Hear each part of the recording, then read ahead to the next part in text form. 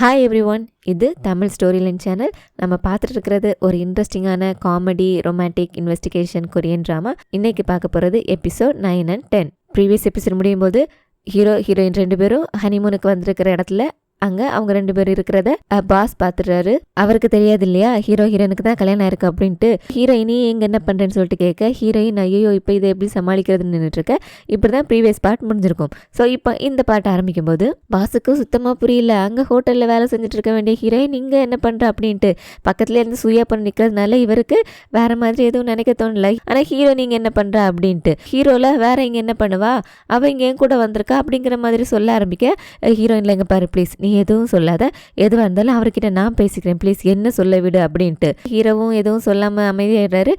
Pass கிட்ட pass நீங்கள் வாங்க நான் உங்ககிட்ட எல்லாம் சொல்கிறேன் அப்படின்னு சொல்லிட்டு ஹீரோயின் பாஸை கூட்டிக்கிட்டு தனியாக வராங்க. ஸோ அவங்க போகிறத பார்த்துட்டு அந்த சுய பொண்ணுல நீ ஏன் வருத்தப்படுற, ஹீரோயினால நடந்த இந்த குழப்பத்தை ஹீரோயின் தான் சரி பண்ணணும், பாஸ் பாவம் எனக்கு பதிலாக சப்ஸ்டியூட்டாக ஒன்றா கல்யாணம் பண்ணிக்கிட்ட அப்படிங்கிற விஷயம் தெரிஞ்சு அவன் ரொம்ப வருத்தப்படுவாள் அப்படின்னு மறுபடியும் சப்ஸ்டியூட் அப்படின்னு ஹீரோயினை மென்ஷன் பண்ணதும் ஹீரோக்கு இங்கே பாரு அவளை மறுபடியும் சப்ஸ்டியூட்னு சொல்லாத, அவள் தான் 7 வருஷத்துக்கு முன்னாடி நான் கல்யாணம் பண்ணிக்கிட்டேன் என்னோட பொண்டாட்டி அப்படின்னு சொல்ல ஹீரோயின் தான் உங்களோட அந்த பழைய காதலியா அப்படின்னு முதல்ல ஷாக் ஆனவ. அப்படின்னா அவங்களோட காதலியை நீங்கள் பக்கத்துலேயே வச்சுக்கிட்டு நீங்கள் 2 பேரும் சேர்ந்து என்னையும் கல்யாணம் பண்ணிக்க போகிறது மாதிரி என்னை ஏமாத்திட்டு இருந்தீங்களா, இது உங்களுக்கு தப்பாக தெரியலையா, நீங்கள் எனக்கு பண்ண துரோகம் இல்லையா அப்படின்ட்டு ஹீரோ அவளையே பார்த்துட்டு இதை நான் தான் உங்ககிட்ட கேட்கணும், சொல்லப்போனால் எனக்கு அவளுக்கு 7 வருஷத்துக்கு முன்னாடி எல்லாம் முடிஞ்சு போச்சு, இப்போ நாங்கள் எதேச்சியாக தான் பார்த்தோம், ஆனால் நீ வேற ஒருத்தனோட ரிலேஷன்ஷிப்பில் இருந்துட்டு என்ன கல்யாணம் பண்ணதுக்கு ரெடியாக இருந்திருக்க, நான் தான் உங்ககிட்ட இதெல்லாம் கேட்கணும் நீ எங்கிட்ட கேட்குறியான்னு சொல்லிட்டு உன்னை இந்த பண்ணலாம் அதெல்லாம் வேற நான் பொண்ணு நீங்க பையன் அப்படின்ட்டு லாஜிக்கே இல்லாம பேசுறா. ஹீரோ அம்மா தாயே உங்ககிட்ட பேசி ஜெயிக்க முடியுமா ஆள விடுமான்னு சொல்லிட்டு அவர் போக இப்படி இவங்க 2 பேரும் பேசிட்டு போறத இந்த சுயாவோட லவ் இருக்கான்ல அவன் ஒரு மாதிரி சோகமான முகத்தோட பாக்குறான். சந்தேகம் படல, பட் அவனுக்கு புரியுது சுயாவோட சிச்சுவேஷன், அவ இவங்களோட ரொம்ப கஷ்டப்படுறா அப்படின்ட்டு. ஸோ இவங்க 2 பேரும் இவங்களோட லைஃப் எப்படி கண்டினியூ பண்ணாங்கன்னா கண்டிப்பா இவனோட நிலைமைக்கு ஏற்ற மாதிரி சுயாக்கு வாழ்றதுக்கு ரொம்ப கஷ்டம் இல்ல, கண்டிப்பா இவங்களுக்குள்ள ஒரு நாள் பிரச்சனை வரதான் போகுதுன்னு சொல்லிட்டு புரிஞ்சுக்கிட்டவன் அவளோட சந்தோஷத்துக்காக தன்னோட காதலை விட்டு கொடுத்துடலாம் அப்படின்னு முடிவு பண்ணி சுயாவோட அம்மாவுக்கு கால் பண்ணி நீங்கள் தரதா சொன்ன காசை நான் வாங்கிக்கிறேன், சுயாவை மறுபடியும் வீட்டுக்கு அனுப்பி வைக்கிறேன் அப்படின்ட்டு அவளை விட்டு பிரிஞ்சு போகிறதுக்கான முடிவு எடுத்துடுறான். இந்த பக்கம் ஹீரோயின் பாஸை கூட்டிகிட்டு வந்து அவர்கிட்ட நடந்த விஷயத்த சொல்கிறதுக்காக வராங்க. அந்த நேரம் பார்த்து கிட்ட பாஸ் கொடுத்து விட்டு அந்த லெட்டரை கொண்டு வந்து கொடுப்பான்ல இந்த ஹோட்டலோட எம்ப்ளாயி அவன் வரான். அவனை பார்த்தது ஹீரோயினில் அவங்களோட முகத்தை மறைச்சிக்கிறாங்க. ஏன்னா அவனுக்கு ஹீரோவோட ஒய்ஃபாக தானே தெரியும். வந்தவனு ஹீரோயினை ஃபர்ஸ்ட் கவனிக்கல. பாஸ் கிட்ட என்ன சார் கிளம்பி போனீங்களே மறுபடியும் வந்துட்டீங்கன்னு கேட்கும்போது பாஸ் அதுவா ரூம்ல ஒரு பொருளை இங்கே மிஸ் பண்ணிட்டேன் அதை தேடி எடுத்துட்டு போகலான்னு வந்தேன், அதை விடுங்க பரவாயில்ல என்ன விஷயம் கேட்கும்போது இவன் என்ன சொல்றான்னா ரெசார்ட்ல சேர்மனாக இருக்கிறவர் இங்கே ஹோட்டலுக்கு வந்திருக்காராம், ஸோ நீங்கள் ஃப்ரீயாக இருந்தால் அவங்கள மீட் பண்ண முடியுமா அப்படின்னு சொல்லிட்டு கேட்குறான். இவருமே மீட் பண்ணலாமேன்னு சொல்லிட்டு நீ கூட வாயன் அவங்க கிட்ட நீ பேசுன்னு சொல்லிட்டு ஹீரோயினு சேர்த்து அந்த சேர்மனை மீட் பண்ணுறதுக்காக கூட்டிகிட்டு போயிடுறாரு. அப்படியே இந்த பக்கம் ஹோட்டலுக்கு வந்தோன்னா ஹோட்டலில் இப்போ சஸ்பெக்ட் லிஸ்ட்ல பிஆர் மேனேஜர் பொண்ணு சேர்ந்துருக்காளா. டிடெக்டிவ் அவகிட்ட விசாரிக்கிறாரு. அவள என்னது நான் கொலை பண்ணிட்டேன், எவன் சொன்ன அவங்க கிட்ட அப்படி நான் கொலை பண்ணேன்னு சொல்லிட்டு இவ எகுறா. டிரெக்டிவா நீ கொலை பண்ணலன்னா அந்த கேண்டில் ஸ்டிக்ல எப்படி உன்னோட கைரேகை வந்ததுன்னு கேட்டா அன்னைக்கு ஹீரோயின் மயங்கி இருந்தப்ப இவ கூட அந்த ரூம்ல போயிருப்பால, ஹீரோயினை தூக்கிட்டு போனதுக்கு அப்புறம் இவளுக்கு தெரியாதுல அந்த கேண்டில் ஸ்டிக்கால தான் அவளை அடிச்சிருப்பாங்கன்னு சொல்லிட்டு அது கீழே விழுந்திருக்கேன்னு சொல்லிட்டு அதை தூக்கி ப்ராப்பரான இடத்துல கரெக்டா வச்சிருந்திருக்கா. அப்படிதான் இவளோட கைரேகை அதுல வந்திருக்கு. சரி ஓகே கைரேகை விஷயம் முடிஞ்சிச்சு. ஆனா நீ அந்த சின்ன பொண்ணை மிரட்டி இருக்கே அதுக்கான விட்னஸ் இருக்கேன்னு சொல்லும்போது நான் ஒண்ணு அவளை மிரட்டல, அவ தான் அந்த ஓடி போன சுய பொண்ணை கல்யாணத்துக்கு முன்னாடி மிரட்டிட்டு இருந்தா ஏதோ போட்டோஸ் காமிச்சு. ஸோ நம்மளோட கிளைண்ட இப்படி மிரட்டி பணம் கேட்குறியே இது தப்பு, ஸோ இனிமேல் இந்த மாதிரி செய்யக்கூடாது அப்படின்ட்டு அதுக்காக நான் அவளை திட்டிட்டு இருந்தேனே தவிர மற்றபடி பர்சனலாக அவளை நான் மிரட்டவோ ஏதோ பண்ணவோ இல்லை அப்படின்னு சொல்லிட்டு இவ சொல்லிட. இந்த கதையெல்லாம் கேட்டுட்டு டிரெக்டிவ் சொல்றாரு தெரியுமே நீ எதுவும் பண்ணலன்னு தெரியுமே, நீ கொலைகாரியெல்லாம் இல்லையே அப்படின்ட்டு சும்மா என்ன நடந்துச்சு அப்படிங்கிறத தெரிஞ்சுக்கிறதுக்காக அப்போதானே எனக்கு ஒரு கிளாரிட்டி வரும் அப்படின்ட்டு. இவருக்கு எப்படி இவ தான் கொலைகாரி இல்லைன்னு சொல்லிட்டு இவர் கன்ஃபார்ம் பண்ணியிருக்காருன்னா ஹீரோட கல்யாணம் நடந்துட்டு இருந்தப்போ தானே அங்கே கொலை நடந்திருக்கும். அந்த நேரத்தில் இந்த பொண்ணு இந்த கல்யாணம் நடந்துட்டு இருந்த இடத்துல இருந்ததுக்கான வீடியோ ஃபுட்டேஜ் இருக்கு. எப்படி இங்க இருந்தவ ஒரு இடத்துல அங்க கொலையும் பண்ணியிருந்திருக்க முடியும். ஸோ அதுக்கு சான்ஸ் இல்லை, அப்படிதான் இவன் மேல இந்த தப்பு இல்லைன்னு சொல்லிட்டு இவர் கன்ஃபார்ம் பண்ணியிருக்காரு. இப்போ இவன் மேல இருக்கிற அந்த சந்தேகம் தீர்ந்துருச்சு. ஸோ இவளும் கொலைக்காரி இல்ல. அப்படியே மறுபடியும் எங்க ஹீரோயின் கிட்ட வந்தோன்னா பாஸ் அந்த சேர்மேனை மீட் பண்றதுக்காக ஹீரோயினை கூட்டிட்டு போயிட்டு ஹீரோயினை தன்னோட கேர்ள் ஃப்ரெண்டுன்னு அறிமுகப்படுத்துறாரு. ஹீரோயினுக்குமே பாஸை பிடிக்கும் தானே, அவர் சொல்றதுக்கெல்லாம் இவங்களும் அப்படியே சிரிச்சுட்டே உட்காந்து பேசிட்டு இருக்காங்க. அது நேரம் எங்க ஹீரோக்கு தான் ஹீரோயின் பாஸ் கிட்ட பேசுறேன்னு சொல்லிட்டு போனாலே எங்க போனாங்க என்ன பேசுறாங்கன்னு தெரியல, எங்க போயிருப்பாங்க இருக்காங்கன்னு சொல்லிட்டு தேடிட்டே வந்தவர் இவங்க 2 பேர் இருக்கிற அதே இடத்துக்கு வந்துடுறாரு. வந்தவர் அவங்க 2 பேர் சிரிச்சு பேசுறத வேற பாக்குறாரா. ஸோ இவருக்கு காண்டு தாங்கல. ஸோ எப்படியாவது இதை தடுக்கணுமேன்னு சொல்லிட்டு ஹீரோயினுக்கு கால் பண்ணி பாக்குறாரு. பட் ஹீரோயின் போனை கட் பண்ணி விட்டுறாங்க. இது வரேன்னு சொல்லிட்டு இவர் அந்த இடத்துக்கு வந்துடுறாரு. வந்துட்டு ஹீரோயின் வா போலான்னு சொல்லிட்டு உரிமையா கூப்பிடுறாரு. பாஸ்ல ஒரு நிமிஷம் இரு, நீ எதுக்கு அவளை கூப்பிடுற? ஆமா நீங்க ஹனிமூனுக்கு தானே வந்த, ஹனிமூனுக்கு வந்தவன் ஏன் உன் பொண்டாட்டி எங்க தனியா விட்டுட்டு நீ தனியா சுத்திட்டு இருக்க, போ அவ கூட டைம் ஸ்பெண்ட் பண்ணு அப்படின்ட்டு. உடனே ஹீரோ இல்ல கரெக்டு தான், ஹனிமூனுக்கு வந்தா ஒய்ஃபோட தான் டைம் ஸ்பெண்ட் பண்ணணும், அதுக்காக தான் என்னோட ஒய்ஃபை தேடி இங்க வந்திருக்கேன்னு சொல்லிட்டு பாஸ் குழம்பி போயிடுறான். என்ன உளற நீ, உன் ஒய்ஃபை தேடி எதுக்கா இங்க வந்தேன்னு சொல்லிட்டு ஹீரோயினுக்கா டே என்னடா பண்ண போற, தயவு செஞ்சு சும்மா இருடா எதுவும் சொல்லிடாதான்னு சொல்லிட்டு ஹீரோவும் ஆமா என்னோட ஒய்ஃப் இவ தான் அப்படின்னு சொல்றதுக்காக வாய் எடுக்கிறாரு. அதனால பார்த்து கரெக்டா ஹீரோன்னு சொல்லிட்டு கத்திட்டு அங்க சூய பொண்ணு ஓடி வந்து ஹீரோவை கட்டி பிடிச்சிட்டு ஓன்னு ஒப்பறி வைக்கிறா. அந்த லவ்வர் இருக்கான்ல அவன் நினைச்சது மாதிரி நான் உன்னை விட்டு போறேன் அப்படின்னு லெட்டர் எழுதி வச்சுட்டு அவன் கிளம்பிட்டான். என்னோட பாய் ஃப்ரெண்ட் என்ன விட்டு போயிட்டான், உங்களுக்கு வேற கல்யாணம் ஆயிடுச்சு, இப்போ நான் என்ன பண்றதுன்னு சொல்லிட்டு கத்தி கதறா. இவ சொன்னதை கேட்டதும் பாஸுக்கா பயங்கரமான ஷாக் ஆயிடுச்சு. அப்படின்னா இவங்க 2 பேரும் கல்யாணம் ஆகலையா, ஹீரோக்கு வேற யாரோட கல்யாணம் ஆயிடுச்சா, என்ன நடக்குதுங்கன்னு சொல்லிட்டு அவர் மாறி மாறி 3 பேரோட மூஞ்சியை பார்த்துட்டு இருக்க. இந்த சூய பொண்ணுல மயங்கி விழுந்துடுறா. ஐயோ என்னாச்சு, ஏதாச்சும் ஆம்புலன்ஸ்க்கு கால் பண்ணுங்கன்னு சொல்லிட்டு இவளை கவனிக்கிறதுல இப்ப உண்மை என்னன்னு பாஸுக்கு தெரியாமலே போயிடுது. அப்படியே இங்க மறுபடியும் டிடெக்டிவ் கிட்ட வந்தோம்னா அந்த அசிஸ்டன்ட் மேனேஜர் சாரதுக்கு முன்னாடி பாஸோட அம்மாவுக்கு கால் பண்ணிருக்காரா. எதுக்காக கால் பண்ணிருப்பா அப்படிங்கிறது இவங்களுக்கு தெரியல. பாஸோட அப்பா அவர் எப்படி இறந்து போனாரு அப்படிங்கிற விஷயத்த விசாரிக்க சொல்லியிருப்பாரு. ஸோ அவரோட அசிஸ்டன்ட்டுமே விசாரிச்சுட்டா. பாஸோட அப்பா நல்லா குடிச்சிட்டு போதையில தள்ளாடி இதே சீக்ரெட் ஹோட்டல் 2வது மாடியிலிருந்து தவறி கீழே விழுந்து இறந்து போயிருக்காரு. பாஸோட அப்பா இதே ஹோட்டல்ல மிஸ்டீரியஸா இறந்து போயிருக்காரு. அவர் இருந்தப்போ ஒர்க் பண்ணதுல அந்த அசிஸ்டன்ட் மேனேஜர் ஒருத்தர். அவரு பாஸோட அம்மாவுக்கு இப்ப கால் பண்ணி சொல்ற டீலுக்கு ஒத்துக்கிறியா இல்ல உன்னோட பையன் கிட்ட பேசுவான்னு சொல்லிட்டு என்னமோ பேசிருக்காரு. என்ன விஷயமா இருக்கும், இதை என்ன டீப்பா விசாரிக்கணுமேன்னு சொல்லிட்டு இவர் இதை பத்தி யோசிக்க ஆரம்பிக்க அடுத்ததா மறுபடியும் இங்க பாஸ் கிட்ட ஹீரோயின் கிட்ட வராங்க. ஹீரோயின் பாஸ் கிட்ட நடந்த எல்லா விஷயத்தையும் சொல்லிட்டாங்க. ஹோட்டலுக்காக தான் கல்யாணம் பண்ணிக்கிட்டேன் அப்படின்ட்டு. கேட்ட பாஸோட மனநிலைமை எப்படி இருக்கும், ஒரு மாதிரி ரொம்ப கஷ்டமாயிடுது, கண்ணெல்லாம் கலங்கி போயிடுது. அவர் கேட்கறது ஒண்ணுதான், ஹோட்டலுக்காக பண்ணணும்னு நினைச்சியே என்ன பத்தி ஒரு வாட்டியாவது யோசிச்சு பாத்தியா, அந்த நேரத்துல நீ என்ன பத்தி யோசிச்சேன்னா கண்டிப்பா இந்த மாதிரி ஒரு முடிவு எடுத்துருக்க மாட்டேல்ல அப்படின்ட்டு. ஹீரோயினுக்கு என்ன பதில் சொல்லுன்னு தெரியல. என்ன மன்னிச்சிருங்கன்னு சொல்லிட்டு மன்னிப்பு மட்டுமே கேட்டுட்டு இருக்காங்க. இவருக்குமே ஹீரோனோட சிச்சுவேஷன் புரியுது. கேக்குறாரு உனக்கு ஹீரோ மேல ஃபீலிங்ஸ் இருக்கா, இந்த எங்கிட்ட வரவா அவன் கிட்ட போவான்னு உன்னோட மனசு தடுமாறுதா அப்படின்ட்டு.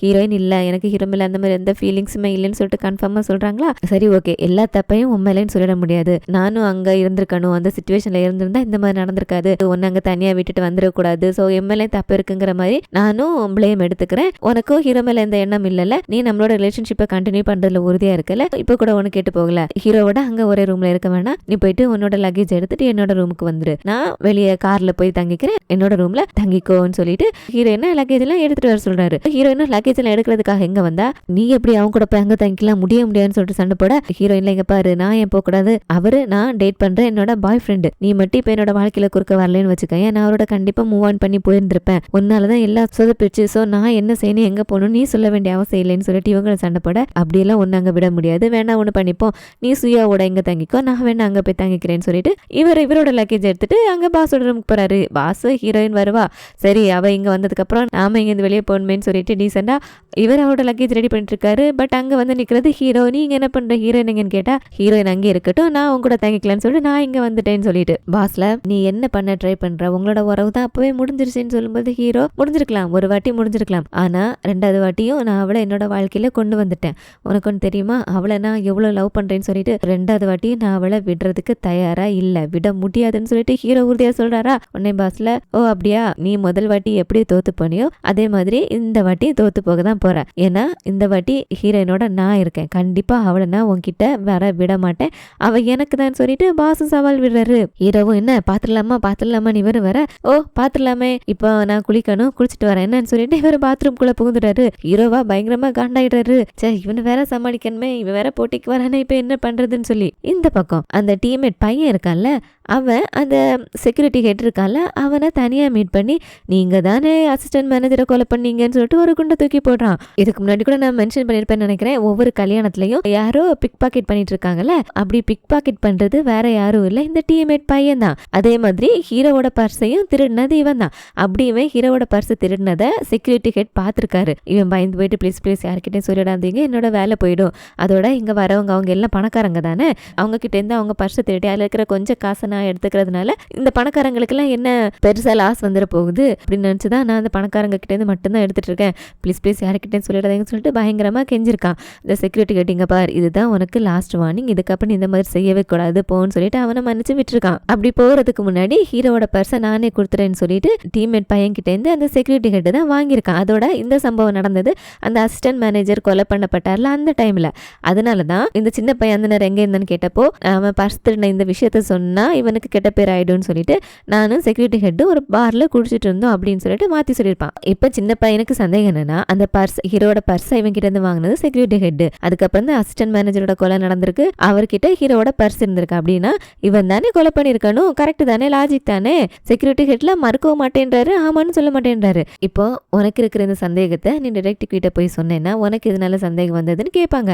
அப்ப நீ பிக் பாக்கெட் பண்ற விஷயத்தையும் சொல்லணும். எப்படி போயிட்டு டிடெக்டிவ் கிட்ட இந்த விஷயத்த சொல்ல போறியா இல்ல மூடி மறைக்க போறியான்னு சொல்லிட்டு இவனுக்கு செக் வச்சிடுறாரு. இவனுக்கும் வர வழி இல்ல, சொன்னா இவன் தான் எல்லா கல்யாணத்துல எல்லாருக்கிட்டையும் திருடனுங்கிற விஷயமும் வெளியே வந்துரும்ல. அதே நேரம் செக்யூரிட்டி கட்டிக்கிட்டே இருந்த பர்ஸ் அசிஸ்டன்ட் மேனேஜரோட டெட் பாடில இருந்துச்சுன்னா அவனு கூட கொலைக்காரனா இருக்கலாம்ல. இப்ப என்ன பண்றது, யார்கிட்ட சொல்றதுன்னு சொல்லிட்டு இவனும் குழம்பி போயிடுறான். அடுத்ததா ஹீரோயின் ஒரு வழியா அந்த சூயா பொண்ணை சமாதானப்படுத்தி அவளை தூங்க சொல்லிட்டு இவங்களும் தூங்குறதுக்காக படுத்திருக்காங்க. அந்த சூயா பொண்ணுல கவலையில தூங்கவே இல்ல. ஹீரோயின் கிட்ட கேக்குறா, என்னோட பாய் ஃப்ரெண்ட் என்ன விட்டுட்டு போயிட்டான்ல, நீ என்ன நினைக்கிற, அவன் திரும்பி வருவானா வரமாட்டானா, அவனுக்காக நான் வெயிட் பண்ணணுமா வேணாமா அப்படின்ட்டு. ஹீரோயின் சொல்றாங்க, உனக்கு இந்நேரத்துக்கு என்னோட கதை தெரிஞ்சிருக்கும்ல, என்னையும் ஹீரோ விட்டுட்டு போயிட்டான், நானும் அவன் வருவான்னு வெயிட் பண்ணிட்டு இருந்தேன், பட் அவன் வரவே இல்லை தெரியுமா. அதுக்கப்புறம் ஒரு கட்டத்துல நான் அதை ஏத்துக்கிட்டேன், என்னோட வாழ்க்கை இதுதான் சொல்லிட்டு பழகிட்டேன், மூவ் ஆன் பண்ண ஆரம்பிச்சிட்டேன். ஒன்னு மட்டும் நல்லா புரிஞ்சுக்கோ, ஒருத்தன் உன்னை விட்டுட்டு போயிட்டான் வையன், மறுபடியும் அவன் கண்டிப்பா திரும்பி வரமாட்டான். அவனுக்காக வெயிட் பண்ணி நீ என்னோட வாழ்க்கையை வேஸ்ட் பண்ணிக்காம இதுல இருந்து மூவ் ஆன் பண்ணி வர வழியை பாருன்னு சொல்லிட்டு அப்படியே 7 வருஷத்துக்கு முன்னாடி நடந்த ஒரு விஷயத்தை நமக்கு காமிக்கிறாங்க. ஹீரோயின் ஒரு வாட்டி வேலைக்கு போயிட்டு வந்திருக்கும் போது வீட்டுல ஹீரோ இல்ல. இவங்களுக்கு என்னமோ தோணுது, போய் கபோர்ட்லாம் திறந்து பாக்குறாங்க, அங்க ஹீரோட ட்ரெஸ் சூட்கேஸ்ன்னு சொல்லிட்டு எதுவுமே இல்ல. இவங்க புரிஞ்சுக்கிறாங்க ஹீரோ நம்மளை விட்டு போயிட்டான் அப்படின்ட்டு. அதை கன்ஃபார்ம் பண்ற மாதிரி அங்க டேபிள்ல நியூயார்க்கு வர்றதுக்கான ஃபிளைட் டிக்கெட்டும் அப்படியே ஒரு லெட்டர் இருக்கு ஹீரோவோட நியூயார்க் வீட்டு அட்ரஸ் எழுதி. அப்படின்னா நான் அங்க போறேன், உனக்கு வரணும்னு தோணுச்சுன்னா நீ இப்ப வேணா வரலாம் அப்படிங்கிற மாதிரி ஹீரோனுக்காக அந்த டிக்கெட்டையும் வச்சுட்டு அவரு ஹீரோயினை நேர்ல கூட பார்த்து சொல்லாம போயிருந்திருக்காரு. அதை பார்த்துட்டு ஹீரோயின் விட்டுட்டு போயிட்டான்னு சொல்லிட்டு அழுதுட்டு அதே இடத்துல கிட்டத்தட்ட 2 நாளா ஹீரோ விட்டுட்டு போன அதிர்ச்சியில அசையாம உட்காந்துட்டு இருந்திருக்காங்க. ஒரு கட்டத்துல அப்படியே மயங்கி விழுந்துடுறாங்க. ஹீரோயின் 2 நாளா வேலைக்கு வரலையே, என்னாச்சு ஏதாச்சுன்னு சொல்லிட்டு அவங்க தங்கி இருக்கிற ஹவுஸ் ஓனருக்கு ஹீரோயினோட ஆபீஸ்ல இருந்து கால் பண்ணிருக்காங்க. அப்படிதான் ஹவுஸ் ஓனர் ஹீரோயினை பாக்குறதுக்காக வீட்டுக்கு வந்திருக்காங்க. தட்டி பார்த்து கதவை திறக்கலன்னு சொல்லிட்டு அவங்க ஸ்பேர் கீ போட்டு கதவை திறந்து உள்ள வந்தா மயங்க நிலைமையில இருந்திருக்காங்க. அவங்க தான் காப்பாத்தி இருக்காங்க. அதுக்கப்புறம் இவங்க ஹீரோவை 7 வருஷத்துக்கு அப்புறம் பாத்திருக்காங்க. சோ இவங்களோட எக்ஸ்பீரியன்ஸை வச்சு கண்டிப்பா போனவன் திருப்பி வரமாட்டான் அப்படின்ட்டு அந்த சூயா பொண்ணுகிட்டே சொல்றாங்க. அடுத்த நாள் காலையில இவங்க ஹனிமூன் முடிய போற அன்னைக்கு இன்டர்வியூக்கு வரணும்னு சொல்லிட்டு அந்த பியர் பொண்ணு சொல்லியிருந்தாங்கல்ல, சோ அந்த இன்டர்வியூ கொடுக்கறதுக்காக போறாங்க. ஹீரோயின் 2 பேரும் பிரஸ்ஸை நம்ப வைக்கிறதுக்காக கொஞ்சிக்கிறதும் பேசிக்கிறதுமா இவங்களுக்குள்ள பண்ணிக்கிறாங்களா. போட்டோஸ்க்கெல்லாம் அந்த போஸ் எல்லாம் நல்லா தான் வருது. பட் அங்க பாத்துட்டு இருக்கிற அந்த சூயா பொண்ணுல இவங்க 2 பேரையும் பார்த்தா ஒருத்தருக்கு ஒருத்தர் அவங்களோட பழைய ஃபீலிங்ஸ் கொஞ்சம் கூட இல்லாத மாதிரியா இருக்கு. 2 பேரும் கல்யாணம் பண்ணிக்கிட்டு போய் ஹஸ்பண்ட் அண்ட் ஒய்ஃப் மாதிரி தான் இருக்கு இல்ல அப்படின்னு சொல்லிட்டு பாஸ் கிட்டே கேட்குறா. பாஸ் என்னத்தை சொல்வாரு, அவருக்கும் பார்க்கறதுக்கு அப்படி தான் இருக்கு, அவருக்குமே அதுக்கு மேலே அங்கே நிற்கிறதுக்கு மனசு இல்லை. ஸோ நான் போய் கார் எடுத்துட்டு வரேன், ஹீரோயின் வந்ததும் அங்கே வர சொல்லிடு என்னன்னு சொல்லிட்டு இவர் கார் எடுக்கிறதுக்காக போயிடுறாரு. இன்டர்வியூ முடிச்சுட்டு ஹீரோயின் 2 பேரும் வராங்க. வந்த ஹீரோயின்ல நேரா பாஸோட அவரோட போக போறேன்னு சொல்றாங்க. ஹீரோ இங்க பாரு, எதுக்கா நீ அவனோட போக போற, வா என் கூட வான்னு சொல்லும்போது எதுக்கு உன் கூட வர, நீ ஹோட்டலுக்காக தான் அந்த கல்யாணம் நடந்ததுன்னு சொல்லிட்டு உங்ககிட்ட மறுபடியும் எத்தனை வாட்டி சொல்றது, எனக்கு உண்மையில எனக்கு எந்த ஃபீலிங்ஸ் இல்லை, நான் அவரோட தான் போறேன் கிளம்புறேன்னு சொல்லிட்டு பாஸோட கார்ல ஏறி அங்கிருந்து கிளம்பிடுறாங்க. ஹீரோவை பாக்குறதுக்கும் கஷ்டமா தான் இருக்கு, பட் இருந்தாலும் என்ன பண்றது, அவரு சூயாவை கூட்டிக்கிட்டு அவரோட கார்ல வந்துட்டு இருக்காரு. ஹீரோவோட முகத்தை பார்த்துட்டுல சூயாவுக்கு இப்ப ஏதாவது பேசினா கடிச்சு கொதறிடுவானு சொல்லிட்டு பயமா வேற இருக்கு. ஸோ அமைதியா வரா. பட் இவளோட வாய்க்கு இவ எவ்வளவு நேரம் அமைதியா இருக்கிறது. இங்க பாருங்க ஹீரோ எவ்வளவு நேரம் தான் அமைதியா வர்றது, நீங்க தயவு செஞ்சு மூஞ்ச கொஞ்சம் நல்லா வச்சுக்கோங்களேன், உங்க மேலே தப்பு இருக்குதானே, நீங்க இதுக்கு 7 வருஷத்துக்கு முன்னாடி அவகிட்ட சொல்லாம கொள்ளாம அவளை விட்டுட்டு போனீங்க, அட்லீஸ்ட் அவளை நேர்ல பார்த்து சொல்லிட்டு அது போயிருக்கலாம்ல அப்படின்ட்டு. இங்க ஹீரோ மனசுக்குள்ள அவளை நேர்ல பார்த்தா கண்டிப்பா என்னால அவளை விட்டுட்டு போக முடியாதுங்கிறனால தான் அவகிட்ட சொல்லாம கொள்ளாம நான் போனேன்னு சொல்லிட்டு இவர் எதுக்காக போயிருக்காருன்னா, இவங்க இப்ப இருக்கிறது அமெரிக்கால சான் டியாகோல, நியூயார்க்லயும் இவங்களுக்கு பிசினஸ் இருக்கு. அங்க இருக்கிற அந்த பிசினஸை பாக்குறதுக்கு ஹீரோ கண்டிப்பா வந்தே ஆகணும். அதோட உடனே ஒரு கிளைண்ட் மீட்டிங் இருக்கு, நீ வரணும்னு சொல்லிட்டு அவன் ஃபோன் பண்ணி சொல்லியிருக்கான். ஹீரோவும் இதுக்கு முன்னாடி இந்த விஷயத்தை பத்தி ஹீரோ கிட்ட பேசியிருக்காங்க. நீ என்னோட நியூயார்க்கு வந்துரு, என்னோட மெயின் பிசினஸ்ல அங்கதான் இருக்கு, நாம அங்கேயே செட்டில் ஆயிடலாம் அப்படின்ட்டு. பட் ஹீரோயினுக்கு நியூயார்க்கை விட இந்த சான் டியோகால தான் இந்த ஹோட்டல்ஸ்லாம் நிறைய, இவங்களுக்குமே இங்க தான் நல்ல ஸ்கோப் இருக்கு இவங்களோட வேலையில முன்னுக்கு வர்றதுக்கு. அதனால ஹீரோயின் இந்த இடத்தை விட்டுட்டு விட்டுட்டு நியூயார்க்கு போகிறதுக்கு மனசு இல்லை. ஹீரோக்கும் அங்கே இருக்கிற அந்த வேலையை விட முடியாது. விட்டார்னா இவர் இவ்வளோ நாள் கஷ்டப்பட்டு அவர் உருவாக்குனா மொத்த பிஸ்னஸுமே போயிடும். 2 பேரும் அவங்கவுங்களோட நிலைமையில இருந்து இறங்கி வரல. ஹீரோவும் அங்கே இருக்க பிஸ்னஸை விட முடியாமல் ஹீரோனுக்காக ஒரு நியூயார்க்கு வரதுக்கான ஃப்ளைட் டிக்கெட்டும் அவரோட வீட்டு அட்ரஸையும் கொடுத்துட்டு ஹீரோன் முகத்தை பார்த்து சொல்ல முடியாமல் அங்கேருந்து கிளம்பி போயிருந்திருக்காரு. அப்படியே சூர்யாவை அவங்களோட வீட்டுக்கு கூட்டிகிட்டு வந்துட்டாரு. அவங்க அம்மாவும் வா உனக்கு என்ன பண்ணுறேன் பாருன்னு சொல்லிட்டு அவளோட காதை பிடிச்சி திருகி உள்ளே கூட்டிகிட்டு போக இப்படி அந்த அம்மா இவளை வீட்டுக்குள்ளே கூட்டிகிட்டு போகிறத அங்கேயே ஓரமாக நின்று அந்த பாய் ஃப்ரெண்டு பார்க்குறான். ஸோ பார்த்தவன் அவளை விட்டுட்டு போகிறேன் அப்படிங்கிறது கஷ்டமாக இருந்தாலும் இனிமேல் அவள் லைஃப்பில் எந்த கஷ்டமும் படாமல் அவளுக்கு பிடிச்ச மாதிரி சந்தோஷமாக வாழ்வாள்ல. என்ன மன்னிச்சிரு ப்ளீஸ், என்ன மன்னிச்சிரு, எல்லாம் உனக்காக தான் சொல்லிட்டு இங்கே இருந்தே இவனு ஒன்று அழுறான். அடுத்ததான் இங்கே பாஸை ஹீரோனை காமிக்கிறாங்க. இந்த மாதிரி சுச்சுவேஷன் அமைதியாகவே இருக்கா, மூட மாற்றலாம் அப்படின்ட்டு உன்னோட மூடை சரி பண்ணுறதுக்காக எனக்குலாம் பாட வராது, ரேடியோவில் பாட்டு போட்டு விடவா அப்படின்ட்டு கேட்க ஹீரோயின் உங்களுக்கு பாட வராதா ஏன்னு கேட்கும்போது ஆமாம் எனக்கு சின்ன வயசுலேருந்து அப்படிதான் பாடுறதுக்கு வராது, என்ன பாடுங்கன்னு சொன்னாலே ஒரு மாதிரி பயந்துருவேன், கை காலை நடுங்க ஆரம்பிச்சிட்டு குரலே வெளியே வராது தெரியுமா, அதுக்காகவே நான் எங்கேயுமே பொதுவாக பாடுறதில்ல அப்படின்னு சொல்லிட்டு சொல்கிறாரு. ஒரு பாட்டை போட்டுட்டு அப்படி அந்த பாட்டை கேட்டு பாஸ் ஹீரோயினை அவங்களோட வீட்டில் கொண்டு விட்டுட்டு ஒன்று ஒவ்வொரு வாட்டி ஹீரோவோட பார்க்கும்போது எனக்கு சொந்தமான ஏதோ ஒன்று யாரோ திருட்டு போகிற மாதிரி இருக்கு, எனக்கு அது ஒரு கோபத்தை கொடுக்குது, என்னால் கண்ட்ரோல் பண்ணவே முடியல, என்னோட இந்த ஃபீலிங்ஸ் மறையணும்னா நீ எனக்கு ஒரு ஃபேவர் பண்ணணும் அப்படின்ட்டு ஹீரோயினை கிஸ் பண்ணுறாரு. ஹீரோயினை அதை அக்செப்ட் பண்ணிட்டு நிற்கிறாங்க. அது நேரத்தில் இந்த பக்கம் ஹீரோவில் அவனோட அந்த ஃப்ரெண்டோட போயிட்டு நல்லா உட்காந்து சரக்கு அடிச்சிட்டு இருக்காரு, புலம்பி தள்ளுறாரு. நான் என்னடா பண்ணுறது, அவள் என்னை விட்டுட்டு போயிடுவா போல இருக்கடா, அவள் இல்லாமல் நான் எப்படிடா வாழ்றது, எனக்கு அவள் வேணும்டான்னு சொல்லிட்டு இவர் இங்கே புலம்பி தள்ளிட்டு இருக்க. பாஸ்ல ஹீரோயின் கிட்ட இப்போ நான் சரியாயிட்டேன், நான் கிளம்புறேன், ஆனால் அதுக்கு முன்னாடி உங்ககிட்ட எனக்கு இன்னொரு விஷயம் கன்ஃபார்ம் பண்ணணும், ஆனால் கேட்கறதுக்கும் பயமாக தான் இருக்கு, ஹீரோவை நம்ம ஹோட்டலுக்காக தானே கல்யாணம் பண்ணிக்கிட்டேன், வேற எந்த எண்ணமும் இல்லைல்ல அப்படின்ட்டு ஹீரோயின் உறுதியாக சொல்கிறாங்க. இல்லை ஹீரோ மேலே எனக்கு எந்த விதமான எண்ணமும் இல்லை அப்படின்னு சொல்கிறாங்க. பாஸுக்கும் ரொம்ப சந்தோஷம். இனிமே இவர் ஹீரோயினோட மனசு அவன் பக்கம் போகுமா நம்ம பக்கம் இருக்கான்னு சொல்லிட்டு அந்த குழப்பம் இல்லாமல் இவங்க 2 பேரோட ரிலேஷன்ஷிப்பையும் கண்டினியூ பண்ணல. சந்தோஷமா சிரிச்சுட்டு அவன் ஹீரோயினை விட்டுட்டு போக இப்படி எல்லாம் பார்க்கும்போது நமக்கும் கன்ஃபியூஸ் ஆகிடும். அப்போ பாஸ் தான் ஹீரோயினோட ஜோடியா, அப்போ நம்ம இனிமேல் பாஸ் தான் ஹீரோன்னு சொல்லணுமா அப்படின்ட்டு இங்கே வீட்டுக்கு வந்த ஹீரோயினுக்கும் நமக்கு உண்மையில யாரை பிடிச்சிருக்கு, பாஸ் தானே பிடிச்சிருக்கு, ஹீரோ மேலே இருந்த நம்மளோட லவ்வில் போயிடுச்சு தானே, எனக்கு பாஸ் தான் பிடிச்சிருக்கு அப்படின்னு சொல்லிட்டு அவங்களுக்குள்ளே சொல்லிக்கிறாங்க. அந்த நேரத்தில் ஹீரோவும் கண்ணு முன்னாடி வேற வந்துட்டு என் மேலே உனக்கு எந்த லவ்வும் இல்லையான்னு சொல்லிட்டு கேட்குற மாதிரி இருக்கு. ஹீரோயின் இல்லை எனக்கு உண்மையில எந்த மாதிரி ஃபீலிங்ஸ் இல்லை அப்படின்னு சொல்லிட்டு ஹீரோவோட ஞாபகங்களை விரட்ட பார்க்குறாங்க. யாரோ வீட்டு கதவை தட்டுறாங்க. நல்லா குடிச்சிட்டு ஃபுல் போதையில் ஹீரோயினை தேடி இங்கே வந்திருக்காரு. வந்தவரும் சுய நினைவில் இல்லை, இவரை இப்போ வீட்டுக்கு அனுப்ப வழி இல்லைல்ல, சரி இருக்கட்டும் இன்னைக்கு நைட் இங்கே இருக்கட்டும், நாளைக்கு அவனை அனுப்பிடலான்னு சொல்லிட்டு அவங்களோட வீட்டு சோஃபாலே அவரை படுக்க வச்சுட்டு ஹீரோவோட முகத்தையே கொஞ்ச நேரம் அப்படியே பார்க்குறாங்க. என்ன இருந்தாலும் இவங்களோட ஃபர்ஸ்ட் லவ் இல்லையா, ஸோ அப்படி ஆசையாக பார்க்குற மாதிரி இருக்கு. கரெக்டாக பாஸ்கிட்டேருந்து கால் வந்துடுது. அதுக்கப்புறம் தான் அந்த ஃபீலிங்லேருந்து வெளியே வராங்க. பாஸ்கிட்ட பேசுகிறாங்க. பாஸில் இல்லை நான் இப்போ தான் வந்தேன், அதான் உனக்கு குட் நைட் சொல்லலான்னு ஃபோன் பண்ணேன், சும்மா தான் ஃபோன் பண்ணேன் அப்படின்ட்டு சந்தோஷமாக குட் நைட் சொல்லிட்டு ஃபோனை வைக்கிறாரு. ஆக்சுவலாக ஹீரோயின் சந்தோஷமாக தான் ஃபீல் பண்ணுறாங்க. பாஸ் இவங்ககிட்ட பேசும்போது இவங்களுக்கு இம்பார்ட்டன்ஸ்லாம் கொடுக்கும்போது. ஆனால் அப்பப்போ இந்த ஹீரோ வேற குறுக்க வந்துடுறாரா, முழுசாக பாஸோட போக முடியல, ஆனால் ஹீரோ கூட கண்டினியூ பண்ணக்கூடாது அப்படிங்கிறதுல மட்டும் உறுதியாக இருக்காங்க. இப்படி குழம்பி தவிக்கிறதுக்கு இதோ இவன் தானே காரணம், இவனை என்ன பண்ணுறேன் பாருன்னு சொல்லிட்டு பெண் எடுத்து ஹீரோவுக்கு மீசை வரைஞ்சு விட்டுடுறாங்க. காலையில் ஹீரோ கண் முழிக்கிறாரு. அவருக்கு தெரியல அவர் ஹீரோயினோட வீட்டுக்கு தான் வந்திருக்கோம் அப்படின்ட்டு. பப்பன்னு முழிக்கிறாரு.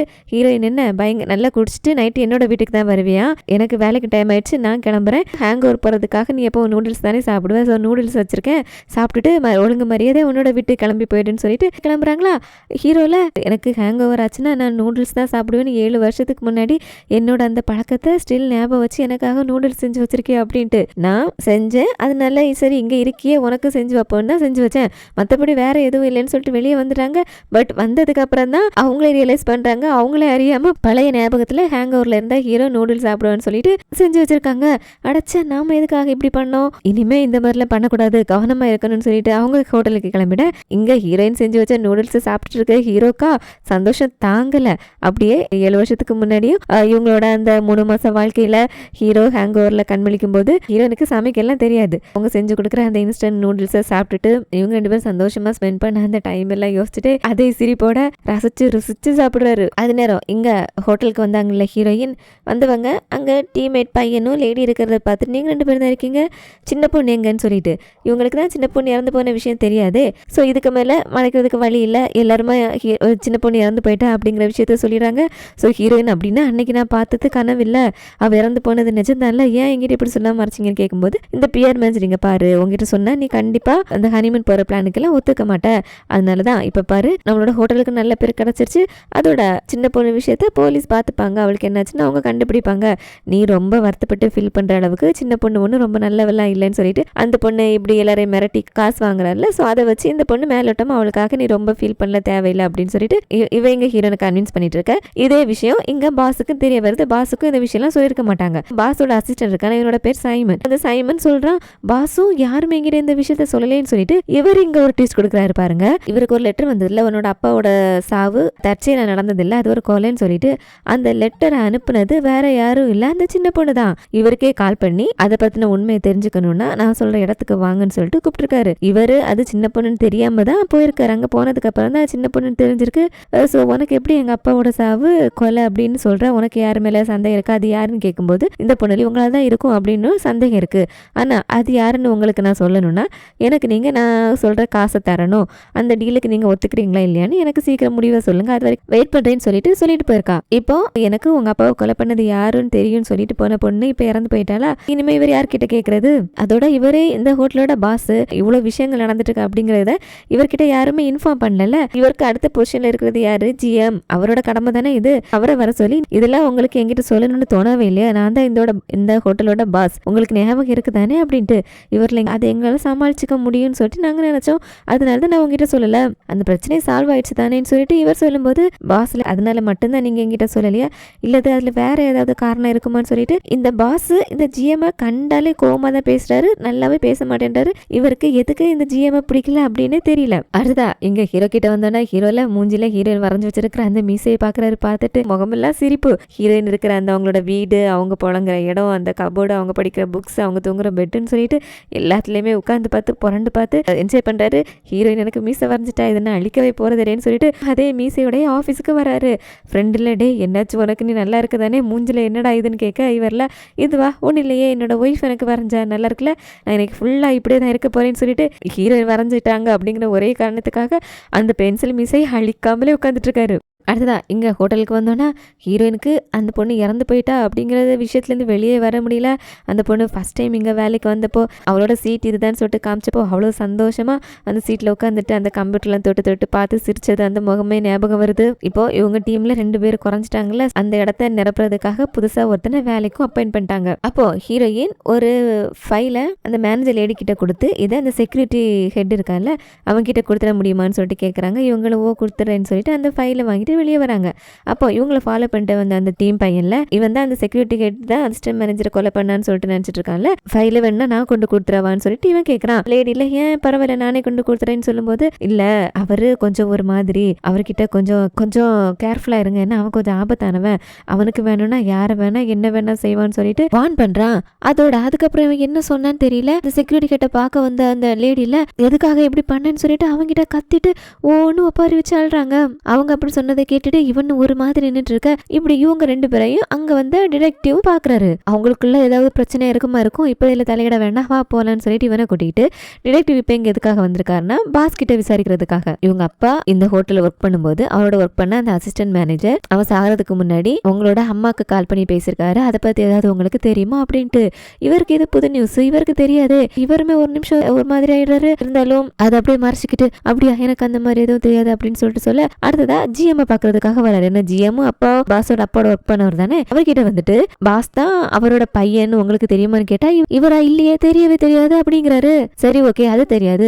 அப்போ பாஸோட அப்பா இறந்து போனப்போ அவரு எப்படி இறந்தாரு, அது சூசைடா இல்ல தற்செயலா இறந்தாரு, அதாவது உங்களுக்கு தெரியுமான்னு கேட்கும்போது தற்செயலா தான் இருந்தாங்க, அது கொலை மாதிரில நான் கேள்விப்படலேன்னு சொல்லிட்டு சொல்ல ஒன்னு டிடெக்டிவ் கேட்கிறாரு. அது சரி பாஸோட அப்பா அப்போ அந்த ஹோட்டலோட ஜிஎம்மா இருந்திருக்காரு, அவரு தற்செயலா இறந்து போயிட்டாரு. அவர் இறந்து போனதுக்கு அப்புறம் அந்த ஜிஎம் போஸ்ட் யாருக்கு போற மாதிரி இருந்தது, அது வேற யாரும் இல்ல இந்த ஜிஎம், அவர் இறந்து போயிட்டாருன்னா அந்த போஸ்ட் உங்களுக்கு தான் வரும்ல, சோ இதுல ஏதோ இடிக்கல அப்படின்ட்டு இவர் சந்தேகமா கேட்க இந்த ஜிஎம்மும் ஒரு மாதிரி திருத்துன்னு முழிச்சிட்டு இருக்க. இதுக்கு மேல டிடெக்டிவ் இவங்க கிட்ட ஏதோ விசாரிக்கல, அங்கிருந்து கிளம்பிடுறாரு. அடுத்ததா ஹீரோல ஃபுல்லா ஹீரோயின் நினைச்சிட்டு இருக்காரா, பேசாம அவளை பாக்குறதுக்காக அவரோட வீட்டுக்கு போகலாமா, அவகிட்ட பேசலாமான்னு சொல்லிட்டு ஹீரோனுக்காக அழகா ஒரு ஃபிளவர் பொக்கேல வாங்கிட்டு பாக்குறதுக்காக வீட்டுக்கு வந்தா ஹீரோயின் வராங்க. ஆனா பாஸோட எதுக்குன்னா பாஸும் இன்னைக்கு நைட்டு இங்க ஹீரோயின் வீட்டுல டின்னர் சாப்பிடலாம்னு சொல்லிட்டு முடிவு பண்ணிட்டு 2 பேரும் வந்திருக்காங்க. பாஸ்ல நீ உள்ள போ, நான் ஒண்ணு வாங்கிட்டு வந்துட்டேன்னு சொல்லிட்டு அவரு ஹீரோயினை இறக்கி விட்டுட்டு போக ஹீரோயின் பாஸோட வந்திருக்காங்களா. ஸோ ரொம்ப சந்தோஷமாக வீட்டுக்குள்ளே போகிறாங்க.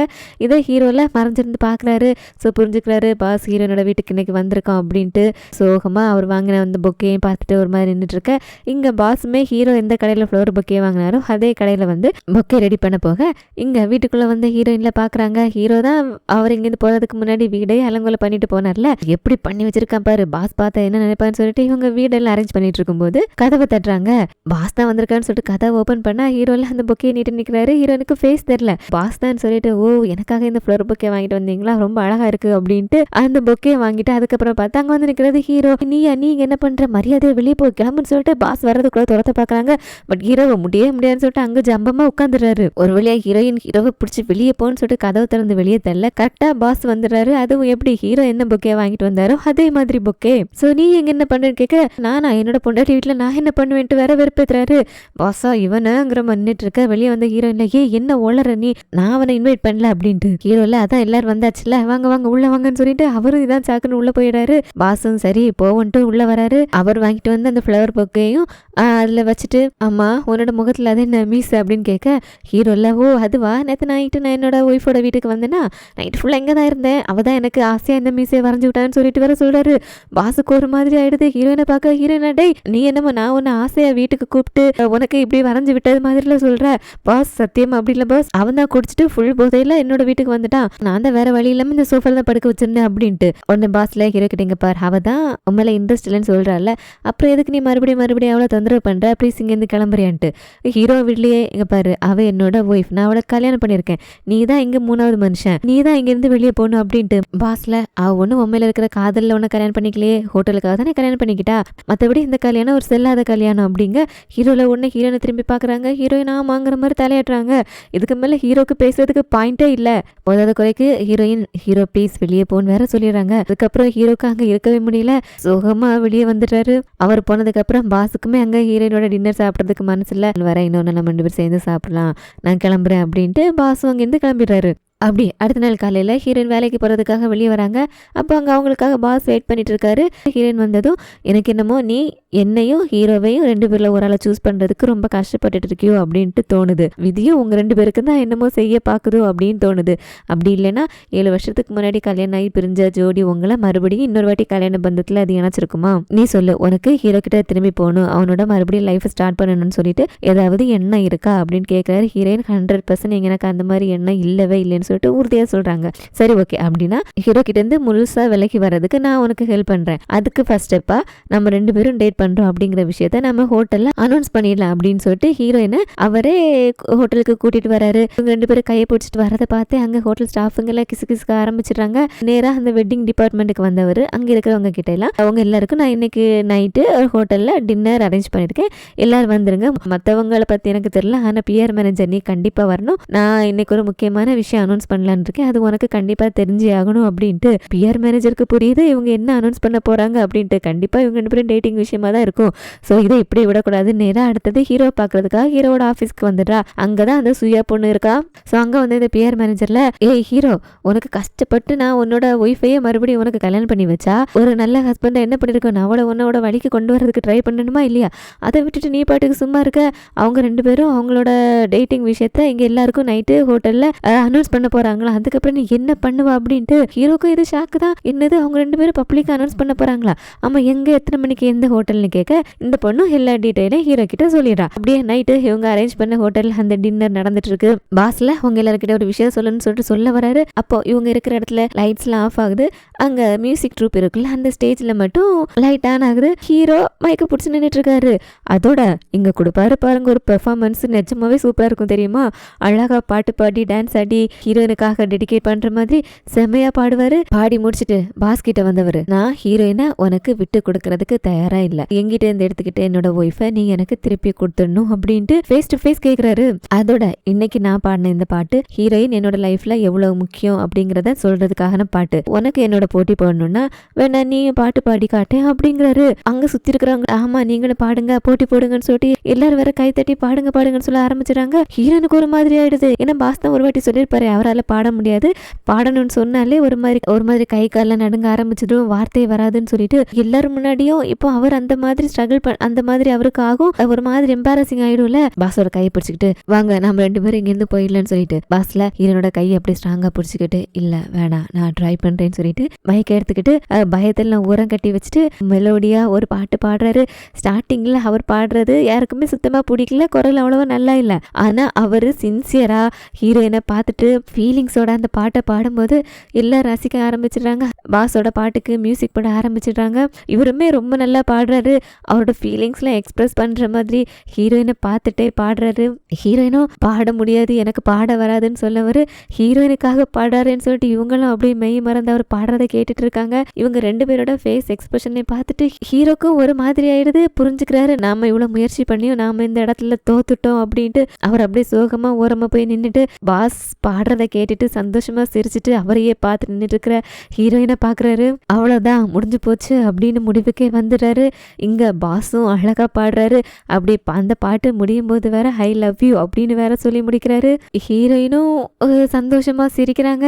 இதெல்லாம் பார்த்துட்டு அந்த பிஆர் பொண்ணும் ஹீரோ கிட்ட போயிட்டு நாம என்னதான் முயற்சி பண்ணாலும் நாம 2 பேரும் தோத்துட்டோம்ல, இனிமே நம்மளால எதுவுமே பண்ண முடியாது அப்படின்ட்டு போக ஹீரோக்கும் அப்படிதான் இருக்கு.